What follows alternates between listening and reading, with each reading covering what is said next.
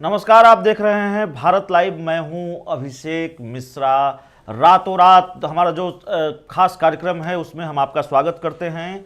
और देखिए, रातों रात प्लान बन गया है। नीतीश सरकार को घेरने का मुकम्मल बंदोबस्त कर लिया है तेजस्वी यादव ने, आरजेडी ने। तो हमारे साथ बाबा हैं, और बाबा को आप जानते हैं, अपने चीर परिचित अंदाज में बहुत सटीकता से खबरों का विश्लेषण करते हैं। तो बाबा से ही हम समझने की कोशिश करेंगे, बहुत भूमिका नहीं बांधते हुए हम सीधे बाबा के पास चलेंगे। बाबा, रातों रात प्लान सेट हो गया। अभिषेक, सबसे पहले तो पढ़े लिखे को फारसी क्या सुने ही होंगे, हाथ कंगन को आरसी क्या। अब क्या, अब तो तकई के तक दिन अब निकचाइल है। मैंने कल से सत्र शुरू होने वाला है, और उसके बाद से क्या कुछ होगा वो तो आंखों देखी होगा। लेकिन एक बात तो इतना तय है कि जब शांति के बाद कहा जाता है कि समुद्र में जो लहरें उठती हैं वो सुनामी का भी रूप ले सकती हैं। आपने देखा होगा विपक्ष कितना शांत है। जितनी घटनाएं हुई हैं उस पर आपने देखा होगा कि तेजस्वी यादव ने मुखर होकर के बातें नहीं रखी हैं। सोशल मीडिया पे बातें रख देना एक अलग बात है, लेकिन जिस तरह से सत्ता में बैठे लोग प्रेस वार्ता करके अपनी बड़ाई, अपना पीठ अपने से थपथपा रहे हैं, उसको देख करके लगता है कि कहीं ना कहीं मामला तो भाई टेढ़ा है। और चूंकि आप लोग तो लगातार बात कर रहे हैं, तो सिर्फ हम बयानों के माध्यम से नहीं, भाव भंगिमा, बॉडी लैंग्वेज बहुत कुछ कहता है। और इतना तो जरूर देख रहे हैं, जिस तरह से आप लोग आते हैं बात करके राजनेताओं से, सरकार के में बैठे लोगों से, सरकार के मंत्रियों से, और बात करके जब आते हैं, आपसे बात उचित होती है, तो ये अंदाज़ा लगता है कि निश्चित रूप से जो आप स्पार्क लेकर के आए हैं वो कहीं ना कहीं उस तरह का नहीं है जिस तरह से होना चाहिए। 2015 में भले ही अलग थे नीतीश कुमार, एनडीए के साथ नहीं थे, भारतीय जनता पार्टी के साथ नहीं थी, लेकिन उनकी खुशी के भरे चेहरे नजर आ रहे थे जब वो शपथ ग्रहण कर रहे थे, जब मंत्रिमंडल का गठन कर रहे थे, जब तेजस्वी यादव को पीठ थपथपाते थे, उंगली पकड़ के चलना सिखा रहे थे। उस समय का लैंग्वेज अलग था, और गठबंधन और सरकार दोनों में बड़ी हैसियत थी। बिल्कुल बिल्कुल। दूसरी बात कि आपने 2017 में भी देखी होगी कि भले ही वो महागठबंधन से एनडीए में चले गए, लेकिन उस समय भी बॉडी लैंग्वेज उनका देखिए। पहला तो उनको कहीं ना कहीं एक झटका लगा है कि उनके शक्ति को कम कर दिया गया है सुशील मोदी को हटा करके, नंबर 1। नंबर 2 पर आइए कि ये 23 से 27 तक जो चलने वाला है सत्र, ये सत्र कहा तो जा रहा है कि 17वीं विधानसभा का ये सत्र है, शुरुआती सत्र है, इसमें ये होगा वो होगा, बहुत तरह की बातें होंगी, लेकिन एक योजना जरूर बनेगी।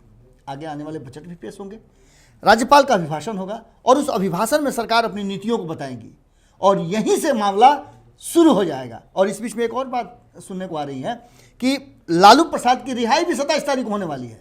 मतलब सत्र होते होते तक नीतीश कुमार का जो कुछ भी होना है, उनकी सरकार का जो कुछ भी होना है, वो हो जाना है।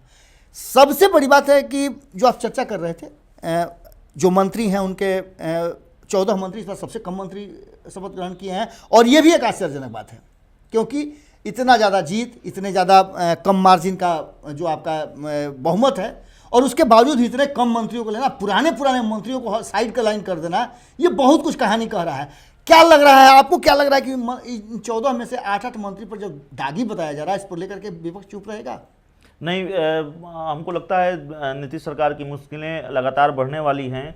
और मैंने कई विपक्ष के नेताओं से बात की है, खासकर हमने प्रेमचंद मिश्रा से बात किया है जी। और साफ तौर पर जिस तरह से एक मामला ताराकिशोर प्रसाद, जो बिहार के डिप्टी सीएम हैं, उनका सामने आ रहा है, हलफनामे में गड़बड़ी है, और जाहिर तौर पर गड़बड़ी है, ये आरोप नहीं है, ये बिल्कुल क्लियर है कि उन्होंने जो चुनाव, हालांकि हलफनामा हमारे पास नहीं है इस वक्त, लेकिन जिस तरह बातें पब्लिक डोमेन में हैं कि उनकी उम्र 2005 में जो उन्होंने जो हलफनामा दिया 48 साल थी, 2010 में 49 साल, यानी कि 5 सालों में उनकी उम्र 1 साल ही बढ़ी। तो अपने आप में ये बड़ा अजीब मामला है और बहुत गंभीर मामला है। अगर कोई गलत हलफनामे में गलत जानकारी देकर चुनाव लड़ता है तो विपक्ष इसको मुद्दा बनाने वाला है। और देखिए, बिहार में सुचिता पर एक बहस छिड़ी हुई है, तो विपक्ष इसी चीज़ को मुद्दा बनाने वाला है कि आप सुचिता की बात करते हैं, नीतीश कुमार सुचिता की बात करते हैं, तो क्या डिप्टी सीएम पर भी कार्रवाई होगी, क्या चुनाव आयोग भी कार्रवाई करेगा, ये बड़ा सवाल है। और इसको लेकर विधानसभा के सत्र में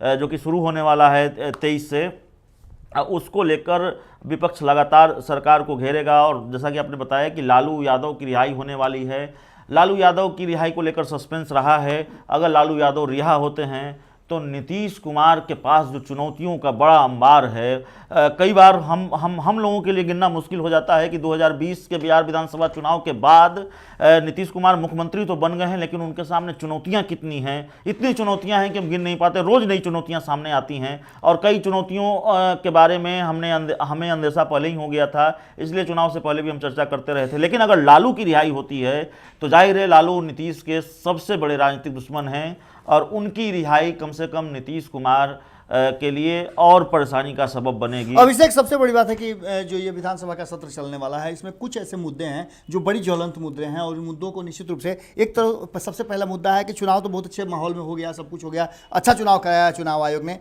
लेकिन एक जगह आकर के मामला अटक गया है और वो है काउंटिंग का। ये मामला बहुत ही गंभीर मामला हो गया है और इस मामले को विपक्ष छोड़ने की स्थिति में नहीं है।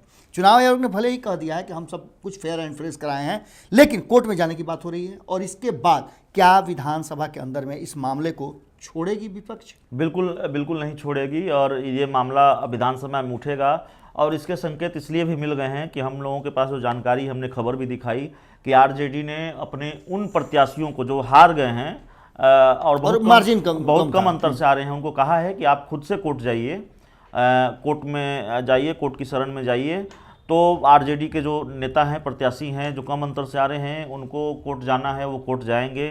और चुनाव आयोग को लेकर भी बड़ा सवाल है, ईवीएम को लेकर पहले सवाल उठता रहा है, लेकिन इस बार जो आंकड़ा है और 13 वोट से सबसे कम वोट अंतर से हारने वाले हैं आरजेडी के विधायक हैं शक्ति सिंह यादव, वो हैं, तो इतने कम अंतर से हार जीत तय हुई है। तो ये मुद्दा भी विपक्ष उठाएगा सदन में और ये सत्र हंगामेदार हो सकता है। एक दूसरी बात मैं आपको बता दूं कि देखिए, नीतीश कुमार के लिए मुश्किल इसलिए भी ज़्यादा है, सवाल सिर्फ सरकार को नहीं है, सरकार को लेकर नहीं है, सवाल सिर्फ डिप्टी सीएम को लेकर नहीं है। जेडीयू कोटे के एक और मंत्री हैं अशोक चौधरी, और अशोक चौधरी सिर्फ मंत्री नहीं हैं, अशोक चौधरी नीतीश कुमार के सबसे करीबी सिपा सालारों में से एक हैं, पार्टी के कार्यकारी अध्यक्ष भी हैं, प्रदेश अध्यक्ष भी हैं, सरकार में मंत्री हैं। मेवालाल चौधरी, बहुत सारे विभाग भी उनके बहुत सारे विभाग भी हैं। मेवालाल चौधरी ने जब इस्तीफा दिया तो शिक्षा विभाग की जिम्मेवारी भी अशोक चौधरी और शिक्षा विभाग उस समय उन्हीं के पास था जब मेवालाल पर ये चार्जेस लगे 2017 में। तो ये तमाम मुद्दे हैं। अब उनकी पत्नी को लेकर एक बयान सामने आया है, एक मामला सामने आया है, उनकी पत्नी पर भ्रष्टाचार के आरोप लगे हैं और शायद चार्जशीट भी हुआ था। मतलब कहने का तात्पर्य है कि अंबार लगा हुआ, जैसा कि आपने बताया। और लेकिन आरजेडी ने पहले ही संकेत दिया है। अशोक चौधरी कल एक चैनल को इंटरव्यू दे रहे थे और उन्होंने एक बहुत हल्का बयान दे दिया। उन्होंने कहा कि अपनी पत्नी के आरोपों पर वो सफाई दे रहे थे और कहा कि इट्स नॉट बिग डील, ये कोई बड़ी बात नहीं है। तो अब आरजेडी ने थोड़ी देर पहले अपने ऑफिशियल ट्विटर अकाउंट से ट्वीट किया है और लिखा है कि पत्नी का भ्रष्टाचार अशोक चौधरी के लिए नॉट ए बिग डील। तो आरजेडी बहुत आक्रामक है, हमलावर है, कांग्रेस भी आक्रामक है। तो अशोक चौधरी का मुद्दा भी है, डिप्टी सीएम तारकिशोर प्रसाद का मुद्दा भी है, रोजगार जिस तरह से छठ खत्म हुआ, लोग तब तस्वीरें सामने आएगी, लोग पलायन करेंगे, वो मुद्दा है ही। इन सब के बीच में भारत लाइव लगातार आपको खबर जो दिखा रहा है, उन खबरों में हम ऐसा नहीं है कि खबरों को छांट करके दिखाते हैं। जो खबरें हैं हम लोगों ने 90% तक चुनाव खत्म होने और परिणाम आने तक हमने लाइव आपको सब कुछ दिखलाया है, इसलिए उसमें काट छांट की भी कोई उम्मीद नहीं थी, कोई गुंजाइश नहीं थी। हम अब आपको इन चीज़ों को बाइफरकेट करके समझाना चाह रहे हैं कि हम जो रातों रात में खबर लेकर के आए हैं कि पूरी तैयारी के साथ, मुकम्मल तैयारी के साथ विपक्ष तैयार है। लेकिन इसमें एक प्रश्न है, लेकिन है कि क्या नीतीश कुमार और केंद्र में बैठी हुई भारतीय जनता पार्टी, जो हर मुद्दे को, हर विषय को अपने एंगल से देखती है, उसका एक अपना आईना है, जिस आईने में वो तस्वीर देखती है और जो तस्वीर वो देखना चाहती है वही तस्वीर उसमें देखती है। क्या विपक्ष के इतने बड़े हंगामे का असर होगा? बिल्कुल असर होगा। असर इसलिए होगा कि ये मुद्दे जो हैं, ये मामले जो हैं, भारतीय जनता पार्टी पर नहीं उठ रहे हैं, ये उठ रहे हैं नीतीश कुमार पर, और नीतीश कुमार को कमजोर करने का।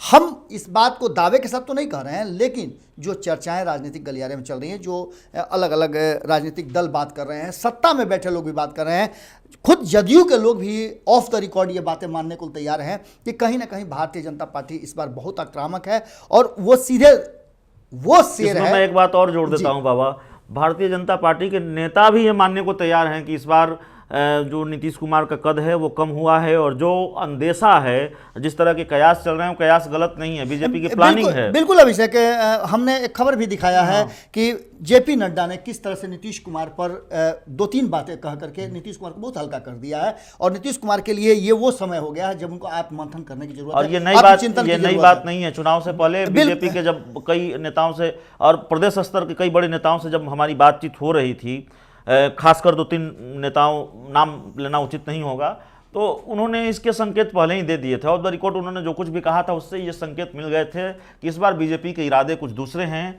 बीजेपी का जो तेवर है नीतीश को लेकर वो कुछ दूसरा है, और ये होता हुआ भी नजर आ रहा है। और इस बीच में एक और संभावनाओं की तलाश जदयू ने शुरू कर दी है। जदयू के इंटरनल सोर्सेज का कहना यह है कि एक नो एंट्री का बोर्ड बहुत पहले से लगा हुआ था महागठबंधन के अंदर में, वो बोर्ड अगर हट जाए तो रास्ते बहुत सारे खुल जाएंगे। अब तेजस्वी यादव पर निर्भर करता है कि वो बोर्ड हटाएंगे कि नहीं हटाएंगे, क्योंकि तेजस्वी यादव महागठबंधन के सबसे बड़े साथी हैं, सबसे बड़े दल हैं, और महागठबंधन ने उन्हें मुख्यमंत्री का उम्मीदवार भी माना था।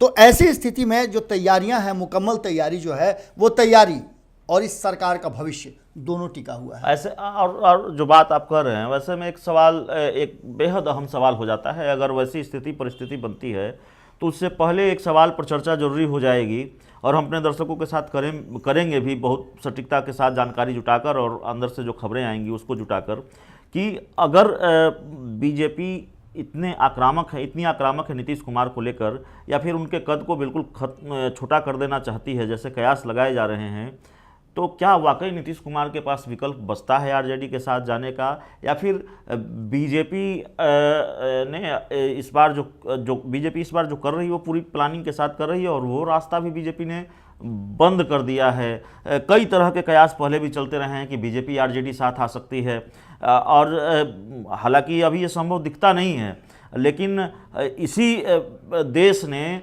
नीतीश लालू को एक साथ आते हुए देखा है, और इसी देश ने मायावती मुलायम सिंह यादव को एक साथ आते देखा है, अखिलेश यादव और मायावती को एक साथ आते देखा है, जो नदी के दो किनारों की तरह रहे हैं। मिलन की बात।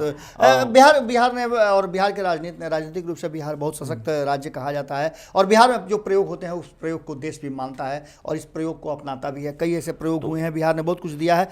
एक अभिषेक ने जो बात कही वो बहुत ही महत्वपूर्ण बात है कि राजनीति में अस्थायी दोस्त दुश्मन नहीं होता है। नीतीश कुमार जैसे जो सूचिता की बात करते हैं, वैसे नेता अगर ये कहते हों कि मिट्टी में मिल जाएंगे, भाजपा के साथ नहीं जाएंगे, और फिर भाजपा के साथ चले जाते हैं, जंगल राज कहते हैं 2005 में, और उसी के साथ फिर सरकार 10 सालों के बाद बनाते हैं, तो निश्चित रूप से कहीं ना कहीं ये सारी कुर्सी की लड़ाई है, और इस कुर्सी की लड़ाई में और उसमें यह भी देखना होगा बाबा कि 2015 वाली परिस्थिति नहीं है। अगर 2015 में नीतीश कुमार आरजेडी के साथ चले गए तो क्या परिस्थिति 2020 में भी यही है? अगर आरजेडी अपने दरवाजे नीतीश के लिए खोल देती है तब भी, क्योंकि 2015 में नीतीश कुमार एक चेहरा थे, उनको लेकर कोई बिहार में कोई नाराज़गी नहीं थी, और उनसे बड़ा कोई चेहरा बिहार में था नहीं। लेकिन अब ये स्थिति है, ये स्थिति बदली है। नीतीश कुमार को लेकर नाराज़गी है, उनके चेहरे से बड़ा चेहरा पीएम मोदी हैं, और तेजस्वी यादव ने खुद को साबित किया है। अभिषेक ने जो बातें कही हैं वो बातें बिल्कुल स्थापित बातें हैं, और इन बातों पर हम लगातार चर्चा करते रहे हैं। इन सब के बीच में नीतीश कुमार के पास जो विकल्प बचते हैं, उस विकल्प में अगर उनके पास कोई, ये हाइपोथेटिकल है, लेकिन अगर वो चाहते हैं कि वो सम्मान के साथ राजनीतिक जीवन आगे का भी जारी रखें, तो उन्हें एक ऑप्शन जो कि लगातार चर्चा में चल रही है, और कई राजनीतिक दल के बड़े नेताओं ने जब बहुत ज़्यादा चर्चा की है, कई बड़े पत्रकारों से हमारी बातचीत हुई है जो अक्सर नीतीश कुमार के राजनीति को बहुत अच्छी तरह से जानते हैं, उनका सिर्फ एक ही बात सोचना है कि अगर नीतीश कुमार बहुत लंबे समय तक या तब तक वेट करते हैं जब तक ये 2 राज्यों के चुनाव जो हैं 2021 और 2022 तक अगर वेट करते हैं, तो नीतीश कुमार कहीं का नहीं रह जाएंगे, उनकी पार्टी भी समाप्ति के कगार पर चली जाएगी। और अगर वो अपनी राजनीति को आगे बढ़ाना चाहते हैं तो उनके पास एक ऑप्शन है कि वो तेजस्वी यादव को मुख्यमंत्री बना दें, और खुद एक गार्जियन की हैसियत में, एक मेंटर की हैसियत से वो इस पूरे राजनीति पर अपना कद बनाए रखें, क्योंकि तब तेजस्वी यादव मजबूर होंगे नीतीश कुमार की बातों को मानने का, फैसले को मानने का, और 2024 के लिए वो खुद प्रधानमंत्री के रेस में आगे आ जाए। और नीतीश कुमार हालांकि बीजेपी के खेल को वो नहीं समझ रहे हैं, ऐसा नहीं है, और बीजेपी वाकई उनके साथ कोई खेल खेल रही है, ये भी बिल्कुल क्लियर है। तो नीतीश कुमार की नाराज़गी बढ़ी या फिर नीतीश कुमार का गुस्सा थोड़ा और बढ़ा और नीतीश कुमार सरप्राइज देने के मूड में, यानी कि लब्बो लुआब ये सारी बातों का अर्थ यही है कि महाराज की तरह सरप्राइज देने के मूड में आ गए। तो जो आप कह रहे हैं कि तेजस्वी यादव को सीएम बना दें, तो सीएम बना सकते हैं नीतीश कुमार, बिल्कुल। और महाराष्ट्र की तरह उन्हें एक बड़ा डिसीजन लेना होगा। और देखिए नीतीश कुमार ने एक चुनावी सभा में कहा था कि ये मेरा आखिरी चुनाव है। हालांकि बाद में चुनाव के जब परिणाम आए तो उसके बाद उन्होंने बातें बदल दी थी। हर बार यही कहता हूं। तो नीतीश कुमार हर बार ये जरूर कहते हैं कि अंत भला तो सब भला, लेकिन नीतीश कुमार खुद भी ये दावा नहीं कर सकते। जहां तक मुझे याद है 2005 से मैं नीतीश कुमार को कवर कर रहा हूं। नीतीश कुमार ने ये कभी नहीं कहा है कि ये मेरा आखिरी चुनाव है। नीतीश कुमार का ऐसा कोई बयान किसी चुनावी सभा से नहीं आया है कि ये मेरा आखिरी चुनाव है। तो उस प्रेस कॉन्फ्रेंस में जहां नीतीश कुमार ने ये कहा कि मैं हमेशा अक्सर मैं ऐसा कहता हूं, अंत भला तो सब भला, और खोजने पर मिले नहीं वो। और इस बात पर उन्होंने कुछ नहीं कहा कि उन्होंने वो ये कहते हैं कि नहीं कहते हैं कि ये मेरा आखिरी चुनाव है। तो नीतीश कुमार ने अगर ये कहा है कि ये मेरा आखिरी चुनाव है तो शायद वो मन बना चुके हैं कि शायद उनका आखिरी ही चुनाव है।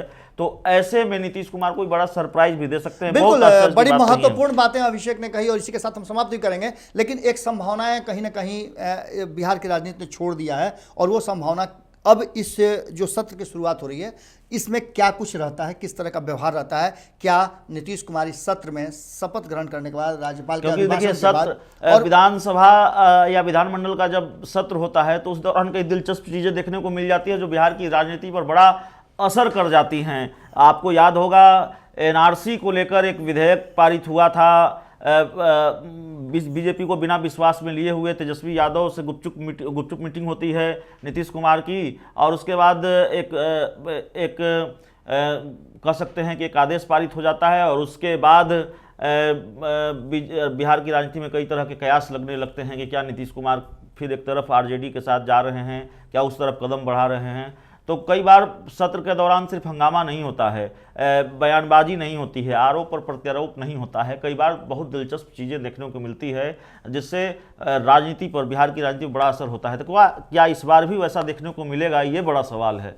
अब बिहार की राजनीति में अब ये कोई नया प्रयोग नहीं रह गया। प्रयोग हमेशा बिहार की राजनीति में होते रहा है। अगर ये प्रयोग नीतीश कुमार करते हैं तो निश्चित रूप से नीतीश कुमार की प्रतिष्ठा के साथ साथ बहुत कुछ बच जाएगा। और एक जो परिवर्तन की बात की जा रही थी और बिहार को नए युवा चेहरा मिलने की बात चल रही थी वो भी पूरा हो जाएगा, और नीतीश कुमार की मान सम्मान और प्रतिष्ठा भी बच जाएगी। और महाराष्ट्र ने ऐसा एक उदाहरण पहले से दे दिया है कि बीजेपी के बिना भी सरकार बनाई जा सकती है, बीजेपी के बिना भी चला जा सकता है। और झारखंड ने तो स्पष्ट रूप से ये सारी बातें दिखा दी है। अब 2 राज्यों के चुनाव का इंतजार करते हैं नीतीश कुमार या नहीं करते हैं, ये तो वक्त बताएगा, समय निर्धारण करेगा इसका। लेकिन एक चीज़ तो जरूर है कि नीतीश कुमार कहीं ना कहीं वो सरफोकेशन फील कर रहे हैं भारतीय जनता पार्टी के साथ रह के, और अक्सर उन्हीं के मंत्रियों पर क्यों आरोप लग रहे हैं, ये भी एक बड़ा बात है। अब इसके आगे कल से शुरू हो रहा है सत्र, हम आपके साथ जुड़े रहेंगे और रातों रात तो आप देखते ही रहते हैं। इसके साथ साथ जो आग्रह है वो आप समझ ही रहे हैं कि आपका सहयोग हमें चाहिए, और साथ में आप शेयर भी कीजिए क्योंकि अधिक से अधिक लोगों तो अच्छी बातें पहुंचनी चाहिए।